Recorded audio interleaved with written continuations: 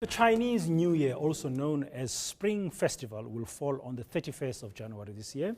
The event is celebrated on a different day each year since the Chinese calendar is lunisolar, taking into account both the Earth and Moon's movement. Now let's go live to eNCA's Asia correspondent, John Bailey, who is in Beijing to find out how the preparations are going. John, a very good morning to you. This is a very big occasion, of course. Festivities are coming up shortly in 2 weeks' time. How are the preparations going, or have they actually started? Yeah, Dan, this is of course the most important event for the Chinese every year. It's the biggest social and economic event all over China. So as you mentioned, in just over 2 weeks, we'll see billions of people here in China and across the world celebrating the Chinese New Year. And this year it will be the year of the wooden horse. And already we've seen all these the shopping malls. They have they have statues of horses all over the place, and you can buy toy horses as well.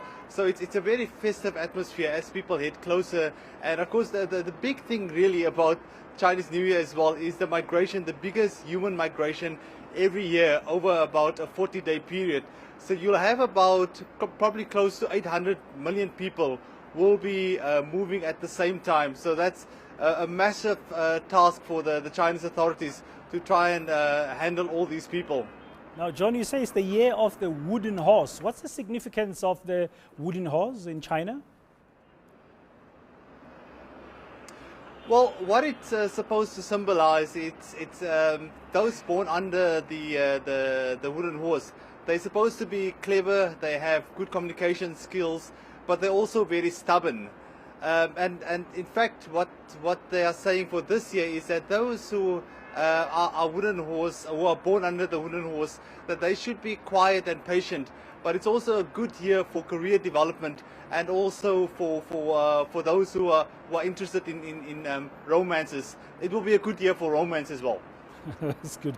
John, what happens? What do families do ahead of this? What do people actually do, individual Chinese, besides, of course, maybe buying the wooden horse toys and stuff like that? How are they preparing for the 31st of January? Well, it's really about family this holiday, Dan. So you'll get families from all over China getting together. Even those living outside China will be flying in.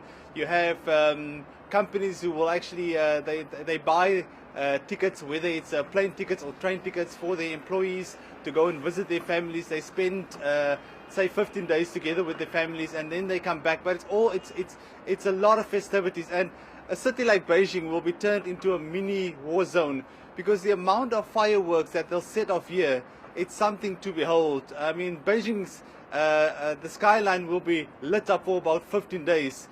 All over the place. It will just be fireworks, and the reason why they set off fireworks, it's really to cast off any evil spirits or any bad luck from the old year. So they are welcoming in the new year with these fireworks, and it's quite spectacular.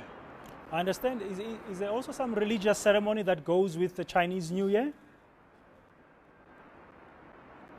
Yeah, there is some religion attached, but it's more to do with Buddhism, and it's a quiet time for people to just reflect on the year that was and what they want to achieve for the new Lunar New Year. So it's not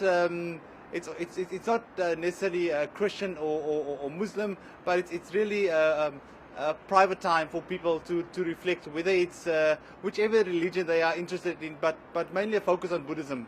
Okay, away from the festivities of the Chinese New Year and the preparations thereof, let's just talk a little bit about this issue of the South China Sea. We have reports that Japan has joined US in criticizing China's new fishing restriction on that particular part of the sea. What's happening there?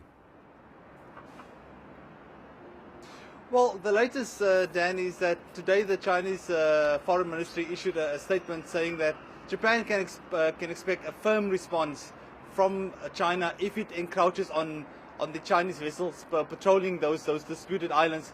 Because yesterday the Japanese foreign minister said that it's time for Japan to act against the Chinese who are patrolling these disputed territorial islands, and saying that it's time to use force against the Chinese. Now the Chinese are not happy about that statement, and they said that they will talk to their Japanese counterparts, because it's one thing for boats to ram into one another, these patrol vessels that we see. But of course it's a different story if you have aircrafts, if there are any accidents, and that's what people are concerned about, because really there's been an increase in the tension between especially China and Japan here in the Northeast Northeast Asia rather.